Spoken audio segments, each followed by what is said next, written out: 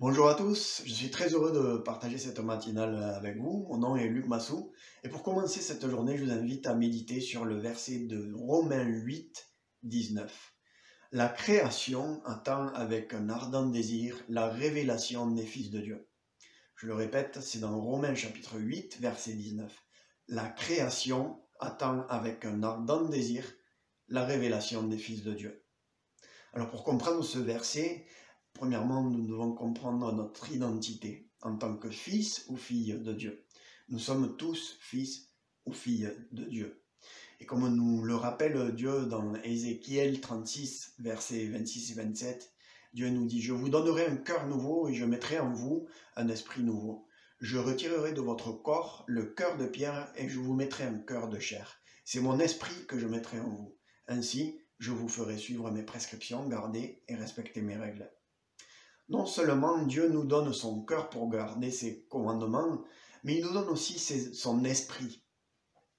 Et dans 2 Corinthiens 5, 17, Dieu nous dit « Si quelqu'un est en Christ, il est une nouvelle créature. Les choses anciennes sont passées, voici toutes choses sont devenues nouvelles. » Nous avons donc tous un ADN de Dieu, nous sommes tous créations de Dieu. Et cet ADN, il se manifeste en Christ lorsque nous prétendons suivre Jésus ou lorsque nous nous affirmons en tant que chrétiens. La création, le monde, l'humanité, nous venons tous avec cet ADN de Dieu, puisque nous sommes tous créés par Dieu, nous sommes tous enfants de Dieu.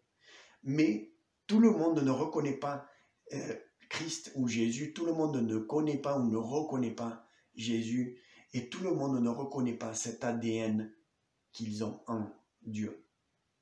Dans le psaume 139, 16, on nous dit « Je n'étais encore qu'une masse informe, mais tes yeux me voyaient, et sur ton livre étaient inscrits tous les jours qui m'étaient destinés, avant qu'un seul d'entre eux n'existe. » Souvent, nous pouvons nous laisser emporter par nos émotions, mais finalement, en tant que chrétiens, le plus difficile pour nous est de grandir dans le caractère de Christ.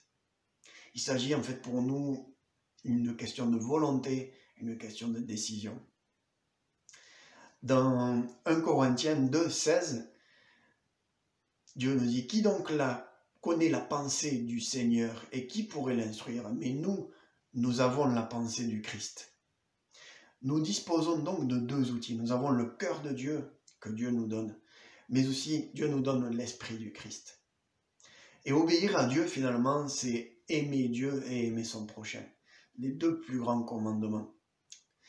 Et Dieu, pour ça, nous met dans son cœur. Et il nous met en nous son cœur de Père. La question est, à quoi sert ce cœur? Pour qui bat-il? Pour qui bat notre cœur? Si je ne me sens pas aimé par Dieu, j'aurai du mal à aimer mon prochain. Si tu te sens condamné par Dieu, tu jugeras plus facilement et tu condamneras plus facilement ton prochain au lieu de l'aimer. Et si tu ne te sens pas pardonné par Dieu, tu auras du mal à pardonner ton prochain. La création attend avec un ardent désir la révélation des fils de Dieu. Dieu nous appelle à aimer notre prochain et à révéler notre identité en Christ à notre prochain, puisque la création, c'est aussi notre prochain.